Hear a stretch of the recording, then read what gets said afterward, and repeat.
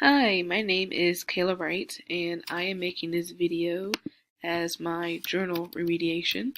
And my assignment was to create a video that expanded more on one of our journal prompts. And the one I chose to make a video on was if Abercrombie and Fitch could make a comeback after their CEO's fat comments. So this situation actually happened back in 2013, and I wasn't really active with social media or the news back then, so I had to do some digging. I had to read up on the situation, and after reading it and reading the CEO's comments, I definitely thought they were out of line and they were it was wrong of him to say, of course, but especially in the world we live in today, I feel like a lot of worse things have been said, and as long as they're apologetic, and it looks like they've taken like 5 years away from making commercials and marketing. So hopefully they've taken that time to really reevaluate their morals and their ethics and where they want to stand with their company, and really joining the ship on everyone with trying to include everyone regardless of their race or their sex or their size. So yeah, I think it's definitely possible for them to make a comeback.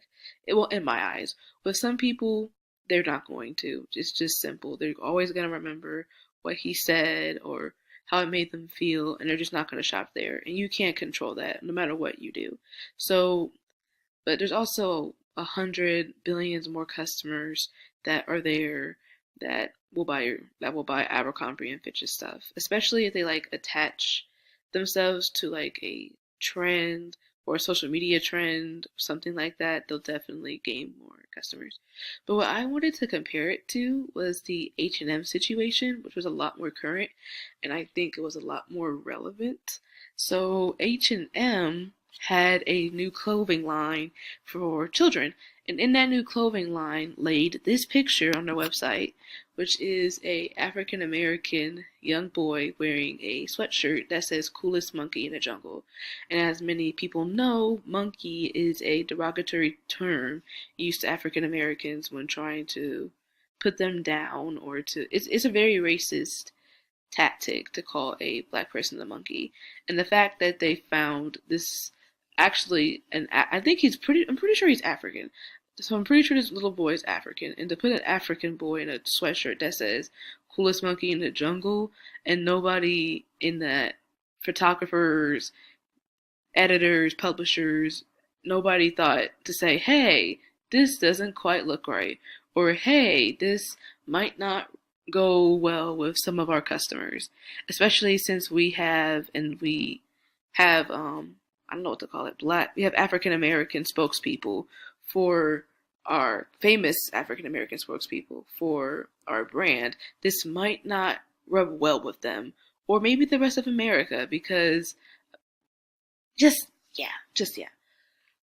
And an argument I remember in class, an argument that was made was that H&M is not based in America. It's based, I believe, in Sweden. But I remember making the argument that, well, you hire marketing researchers for a reason, to learn where you're marketing, to learn the atmosphere, to learn what your customers like and don't like. And I think somewhere along those lines, there has to be some type of racial tolerance or racial sensitivity, because this, as an African American person myself, this was very not this wasn't good. This was very, very bad. And I was actually a very avid, me and my family were actually very avid H&M shoppers. We went there often whenever we could. It was a really nice store. They had really nice clothes, purses, shoes, and everything. But ever since this happened, I have not stepped foot in H&M. So I think, going back to the Abercrombie and Fitch, I think since it was just a comment, I think that they can make a comeback from it. And I like the direction they're going after watching their new ad, and their direction is going really well.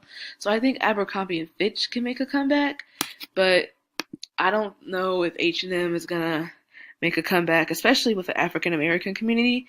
And since social media is now a lot more ramped up than it was back in 2013, I think it's going to take a very, very, very long time for H&M to rebuild a relationship with African American community because of this sweatshirt. This was wrong. This was very wrong. And a lot of people missed out on catching this before the public had to. I really think this could have been prevented, and it was very racist and very insensitive.